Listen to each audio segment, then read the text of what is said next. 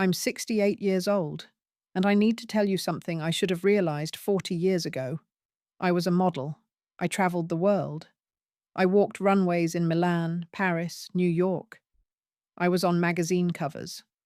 I had everything society tells you a woman should want: beauty, success, independence, freedom.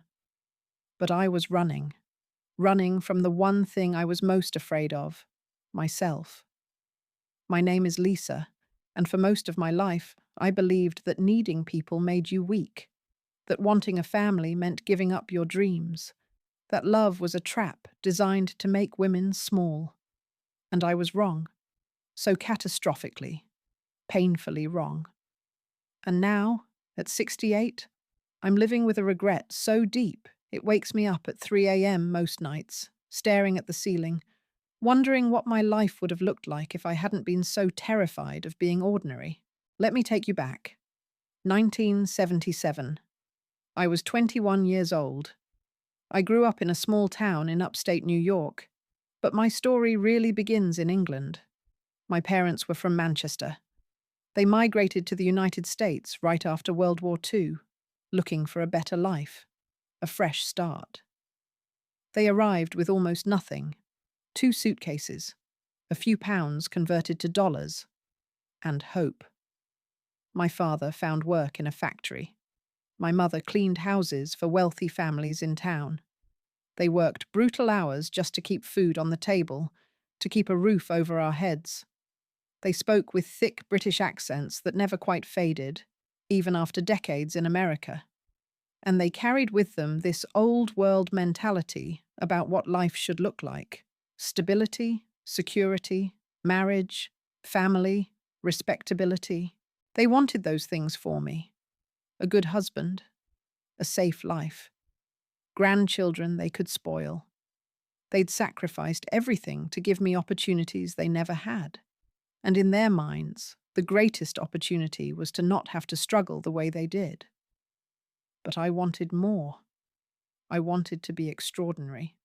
I wanted to be someone. I wanted to prove that I wasn't just another girl from nowhere, daughter of immigrants, destined to disappear into a quiet, unremarkable life. I wanted to show them that their sacrifice meant something bigger than just survival. So I did something crazy.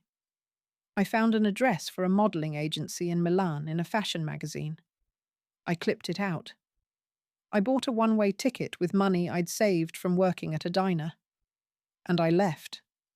No plan, no contacts, no safety net.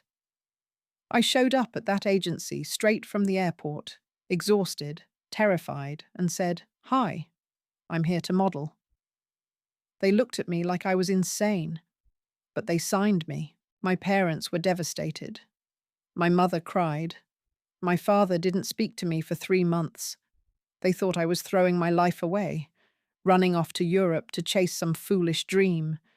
They'd worked so hard to build a stable life in America, and here I was, abandoning it all. But I didn't see it that way. I saw it as honoring their sacrifice. They'd taken a risk crossing the ocean for a better life. Now I was doing the same. And just like that, my life exploded.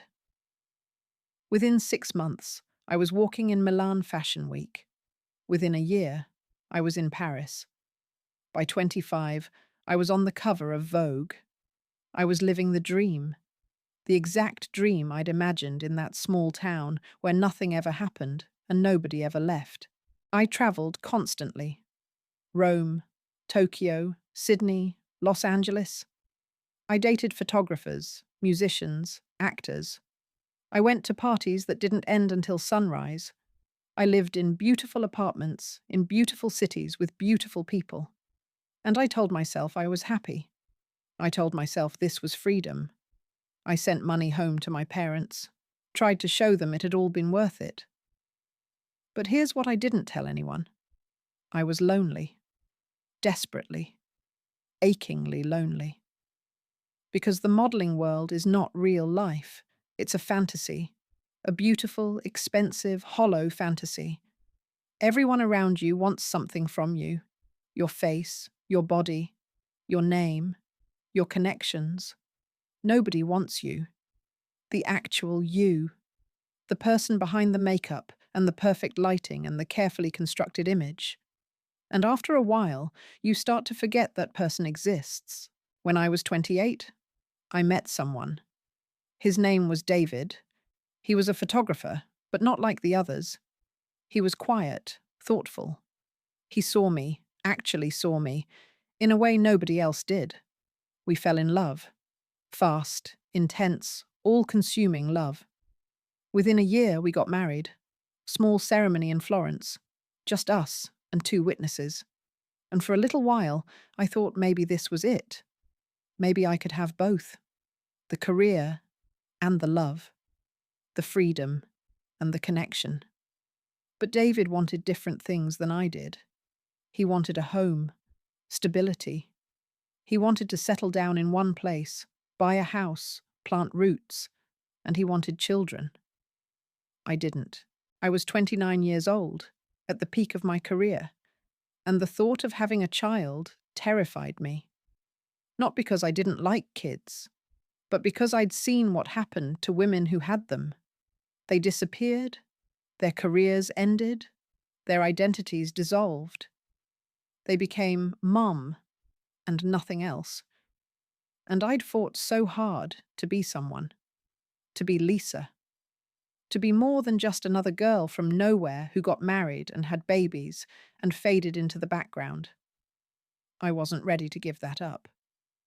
Maybe it was because I'd watched my mother disappear into motherhood and housework and exhaustion.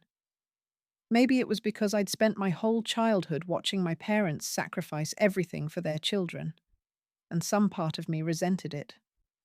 Maybe I was just scared, so I told David no. Not now. Maybe later. When my career slows down. When I'm ready. But I was never ready. The arguments started slowly at first. Little comments. Don't you think it's time? We're not getting any younger. What are we waiting for? And I'd deflect, change the subject, book another job in another city. Because as long as I was moving, I didn't have to face the question. By the time I was 35, David stopped asking. He just looked at me differently, like he was mourning something that never existed. And I kept working, kept traveling, kept running. In 1995, I was 38 years old. David sat me down one night in our apartment in New York. He'd been quiet for weeks, distant. He said, "I can't do this anymore." I knew what he meant, but I asked anyway. Do what? Wait for you to want the life I want. I'm 41 years old, Lisa. If I'm going to be a father, it has to be now. And you're never going to want that.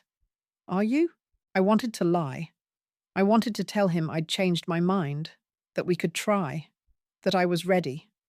But I wasn't. And he deserved someone who was. So I said, "No, I don't think I am."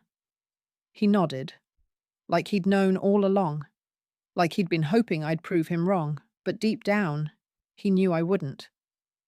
We divorced 6 months later, quiet, civil.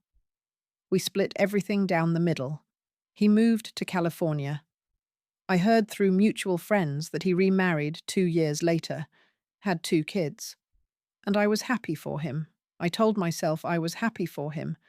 But here's the truth. I wasn't. I was devastated. Not because I wanted him back, but because I realized I'd chosen fear over love. I'd chosen the fantasy of freedom over the reality of connection. And there's no going back from that. My career continued. I modeled until I was 45. Then I transitioned into other things. Consulting. Mentoring younger models. I stayed in the industry. I dated. Had relationships. Some lasted a few months. Some lasted a few years. But none of them were real. Because I never let them be. I kept people at arm's length. I never let anyone get too close. Because getting close meant being vulnerable. And being vulnerable meant risking the kind of pain I felt when David left. So I protected myself. And in protecting myself, I built a prison. In 2010, I was 54 years old. I got a phone call from a mutual friend.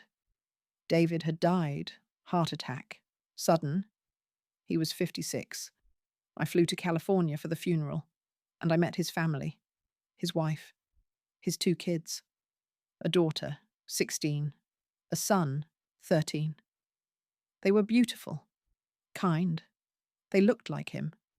And I stood there in that church, watching them cry, watching them hold each other, and I felt something break inside me. This could have been my life. This could have been my family. These could have been my children. After the funeral, David's wife came up to me. She knew who I was. David had told her about me. She said, "He always spoke highly of you. He said you were the bravest person he'd ever met." And I wanted to laugh. Brave? I wasn't brave. Brave would have been staying. Brave would have been choosing love even though it scared me. Brave would have been building a life instead of running from one. I was a coward. And I'd been running my entire life. Just like my parents had run from England to America. Except they were running towards something. A family. A future. And I'd been running away from exactly that. I'm 68 years old now. I live alone in a beautiful apartment in Manhattan. I have money. I have friends. I have a life that looks successful from the outside. But I'm alone. Truly, deeply alone. And the worst part?